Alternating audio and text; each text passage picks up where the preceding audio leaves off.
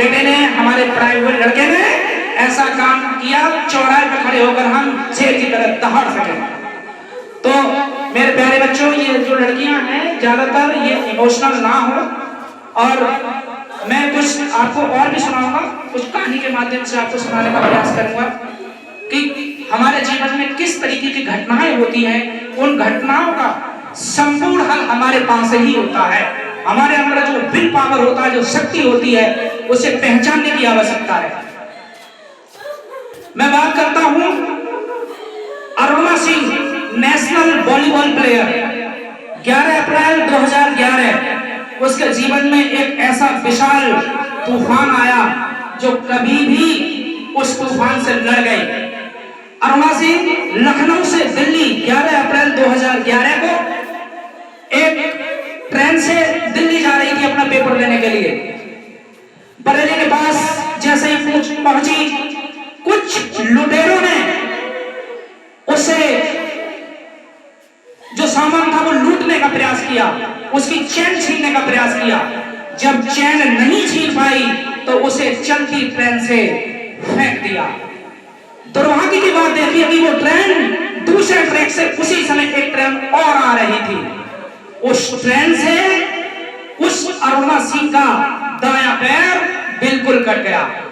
रात्रि का समय था, 2 बजे के आसपास वो बेचारी कराती रही, पड़ी रही और उम्मीद लगाई थी कि कोई आएगा, पर रात में बेटा उस समय कौन होता है जो मदद कर पाए। कुछ मांस के टुकड़े जो पड़े हुए थे, चूहा नोच नोच खा रहे थे। देख सब रही थी पर कर कुछ नहीं पा रही थी, करा रही थी। वो विशाली रात उसकी कैसे कटी होगी, कल्पना करिए। सुबह हुआ, गांव के लोकल के लोग जो पहुंचे, उन्होंने देखा अरे ये कौन पड़ा हुआ है। उसको एक हॉस्पिटल में पहुंचाया गया, तब जाकर उसे होश आया। हॉस्पिटल में ही उसने एक संकल्प लिया, एक विल पावर आया उसके अंदर। उसने कहा मुझे भारत की सबसे ऊंची चोटी एवरेस्ट पे अपने तिरंगे को फहराना है। उसने संकल्प ले लिया, पर बचेंद्री से मिली। बचेंद्री पाल ने यह कहा तुम्हारा तो दायां पैर कट चुका है, तुम एवरेस्ट पे तिरंगे को कैसे फहरा पाओगे। पर उसने बच्चों हार ना मानी और मई 2013 में निकल पड़ी यात्रा के लिए।